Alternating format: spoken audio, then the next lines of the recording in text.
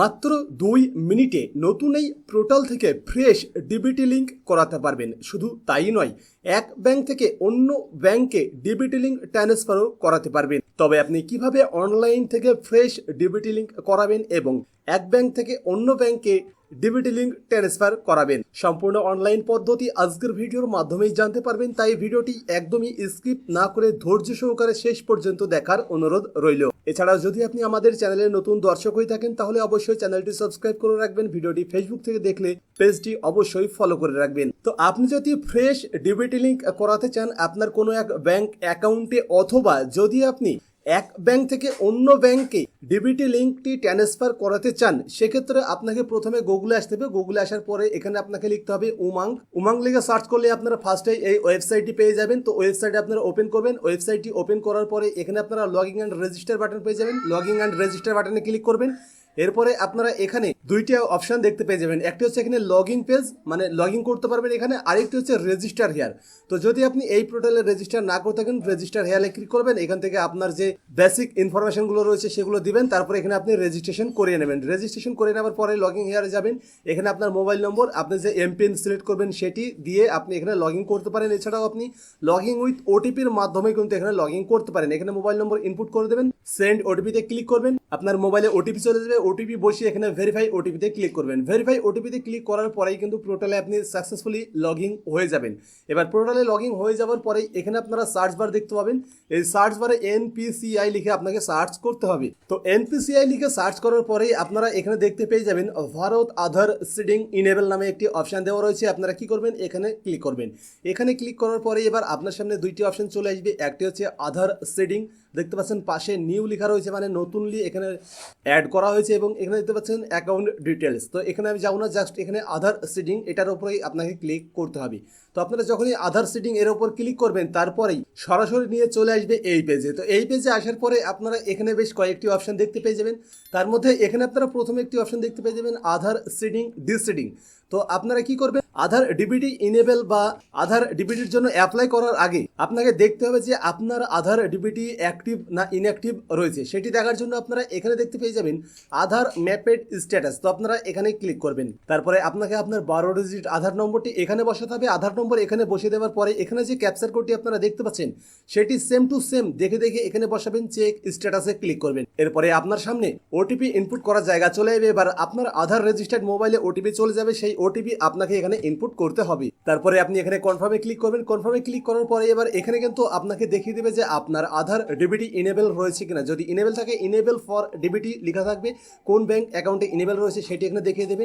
তারপরে কবে এটি ইনেবল হয়েছে সেই ডেট আপনারা এখানে দেখতে পেয়ে যাবেন। এবার এটা যদি ইনঅ্যাক্টিভ থাকে বা আপনার ডিবিটি লিঙ্ক যদি না থাকে তাহলে কিন্তু আপনাকে ফ্রেশ ডিবিটি লিঙ্ক করাতে হবে। আর এখানে আপনারা দেখতে পাচ্ছেন এই যে এয়ারটেল পেমেন্ট ব্যাংক, এই ব্যাংকে যেহেতু আপাতত এই ব্যক্তির ডিবিটি লিঙ্ক রয়েছে, এবার এই ব্যক্তি যদি চায় যে এই ব্যাংক বাদ দিয়ে মানে অন্য ব্যাংকে এসবিআই ডিবিটি লিঙ্ক করাবো তাহলে সেটিও ট্রান্সফার করাতে পারবেন। তো এবার এখন আপনাকে আধার সিডিং বা ডিসিডিং এখানে ক্লিক করতে হবে। এখানে ক্লিক করার পর কনফার্মে ক্লিক করবেন। কনফার্মে ক্লিক করার পরে এখানে আপনারা দেখতে পেয়ে যাবেন আপনার যে আধার কার্ড নম্বর সেটি আপনাকে বসিয়ে দিতে হবে। আপনার 12 ডিজিট আধার কার্ড নম্বর এখানে বসিয়ে দেওয়ার পরে এখানে দেখুন রিকোয়েস্ট ফর আধার, সিডিং করতে চান নাকি ডিসিডিং। যদি আপনি সিডিং করাতে চান তাহলে সিডিং, আর যদি ডিসিডিং করাতে চান তাহলে ডিসিডিংয়ে ক্লিক করবেন। তো এখানে যেহেতু সিডিং নিয়েই কথা আসছে তো এখানে সিডিংয়ে ক্লিক করবেন। সিডিংয়ে ক্লিক করার পরে এখান থেকে আপনাকে আপনার যে ব্যাংক সেটি সিলেক্ট করে নিতে হবে। ব্যাংক এখান থেকে সিলেক্ট করে নেওয়ার পরে এখানে সিডিং টাইপ, তো দেখুন এখানে 3টি অপশান দেওয়া রয়েছে। একটি হচ্ছে ফ্রেশ সিডিং, একটি হচ্ছে same bank with another account, মানে ধরুন আপনার এসবিআই এ দুটো অ্যাকাউন্ট রয়েছে, দুটো অ্যাকাউন্টের মধ্যে একটি অ্যাকাউন্টে ডিবিটি লিঙ্ক রয়েছে। এবার সেই অ্যাকাউন্ট থেকে যদি আপনি অন্য অ্যাকাউন্টে মানে সেম ব্যাংক এসবিআই ব্যাংকের অন্য অ্যাকাউন্টে যদি আপনি ডিবিটি ইনেবল করাতে চান সেই ক্ষেত্রে 2 নম্বর অপশনটি।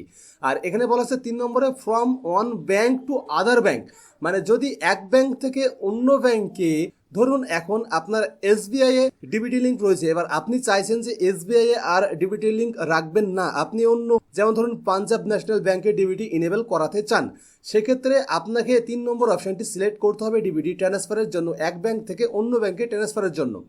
তো এখানে আমি আপনাদেরকে রেকমেন্ডেড করব 3 নম্বর অপশানটিতে কিন্তু অত্যন্ত দ্রুতের সঙ্গে কাজ হচ্ছে। তো এই 3 নম্বর অপশানের মাধ্যমে যদি ডিবিটি লিঙ্কটি ট্রান্সফার করান সেক্ষেত্রে মাত্র 2 মিনিটের মধ্যেই আপনার ডিবিটির কাজ কমপ্লিট হয়ে যাবে।